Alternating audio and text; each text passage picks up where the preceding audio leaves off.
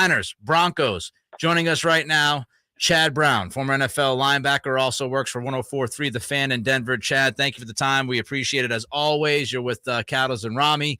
Let me first ask you about Russell Wilson. Does he look like the same guy to you, Chad? He does not look like the same guy to me. He looks like a guy who's trying to modify his game. Last year in Seattle was his lowest rushing totals per game average of his career, only 13 yards rushing. And this year he's only averaged about 5 yards a game rushing. So the legs of Russell Wilson, the ability to buy time in the pocket, the ability to pick up first downs in pressure situations, we have yet to see that in Denver. And then the operations of this offense have been at a really low level. It was understandable opening night in Seattle.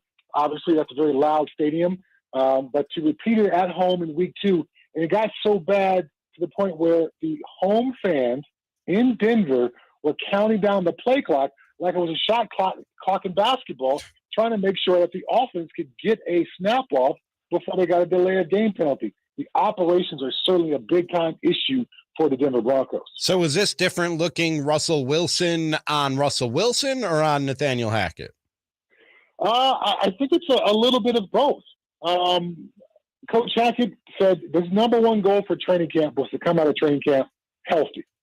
Well, he didn't play any of his starters in order to try to achieve that. And they looked like in the first 2 games like they didn't play at all in the preseason. No surprise there. The operations, drop passes, missed blocks, the 0 for 6 in the red zone. So the ineptitude of the offense, I think, can be traced back to Coach Hackett's decision not to play these guys. And they only had one joint practice with the Dallas Cowboys. So not a lot of full speed action to get the coaching staff, which has a new first-time offensive coordinator, first-time defensive coordinator, to go with Coach Hackett, who's his first-time head coach, and trying to blend Russell Wilson into this offensive mindset. So far, if I had to give it a grade, I would give it an incomplete because it's only 2 games in, but it certainly has not been good.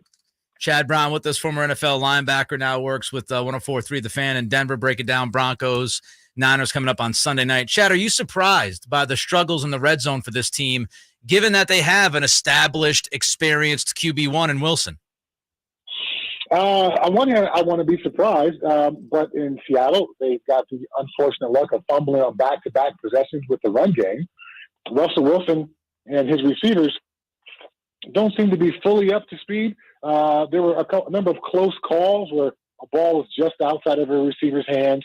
A tight end makes the catch but doesn't get his second foot down the end zone. So they have come up with a statistic here in Denver called almost touchdown. ATD. Do we know how many ATDs they have so far this year?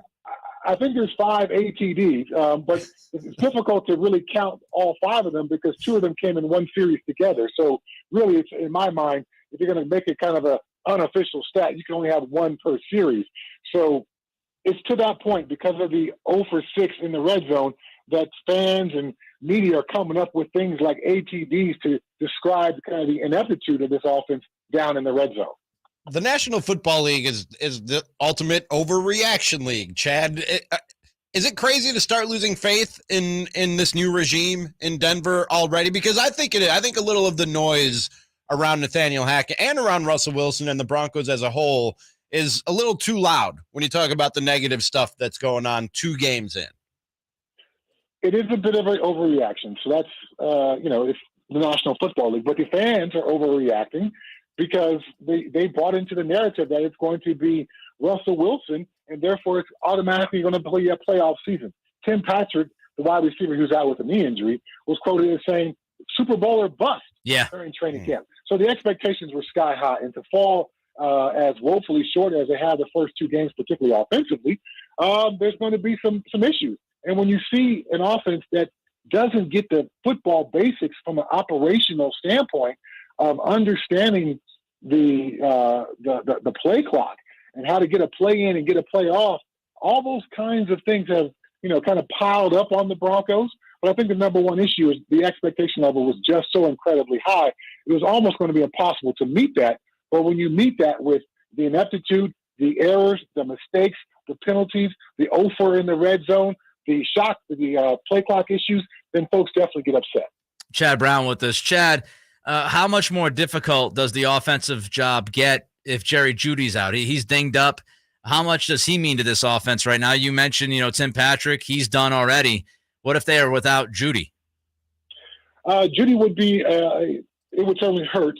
But right now, it seems as if the number one connection in the wide receiver room with Russell Wilson is Cortland Sutton, which we all kind of expected he would be. He's got a Pro Bowl on his resume. He's got a size, speed advantage over most defensive backs, being a bigger receiver. So Russell Wilson found some comfort with him against the Houston Texans. Jerry Judy has been an up-and-down Bronco since he was drafted. Right. Some injuries, some inconsistency, some drops, some pouting early in his career here. So I think Jerry Judy's loss certainly hurts, but it's not some dramatic thing of, oh my gosh, what are we going to do without Jerry Judy? There's been a number of young guys who have stepped up in the preseason and stepped up last week when Jerry Judy was out. And for all the negativity on the offensive side of the ball, it's been mostly good on the defensive side of the ball for the Broncos. But me and my partner in the last segment, we were talking about this game, and a lot like the 49ers, you like what you see from the defense through 2 games, but it's also against 2 pretty weak opponents when you look at the offenses and the quarterbacks that they've faced. How much are you buying what you've seen from the Broncos defense so far? Well, I think this will be the first real true test that they've had, considering, as you point out, that the level of the opponents and their offensive prowess. But going into this week, Pat Surtain is questionable. Josie Jewell is questionable after missing the first 2 games. Draymond Jones, one of the better interior defensive linemen, he's also questionable. So there's some concerns about some of these injuries. Justin Simmons, maybe their most consistent defensive player, has been out, and Caden Stearns is replacing him. And I did my coaching internship, one of the coaching internships with the 49ers, and I saw Kyle Shanahan's offense up close and personal. It's very difficult to defend. So to have a guy back there with Caden Stearns' inexperience at such a critical spot in the defense, that defensive secondary play call, that free safety spot, Kyle is definitely skilled enough of a play caller standpoint to be able to dial up specific things to attack specific players. So that gives me concern about Caden Stearns and his ability to withstand some of that purposeful play calling from Kyle. Last one for you, Chad. It's a simple one, or maybe not so simple. What do you think we see? What happens on Sunday night between these 2 teams? I think the superior, or at least at this point, run game for the 49ers, all the creativity offensively. The Niners' offense is better than the Broncos' defense. Obviously, the Niners are pretty good on defense, but I think the Broncos' offense will play better than what they played the first 2 weeks.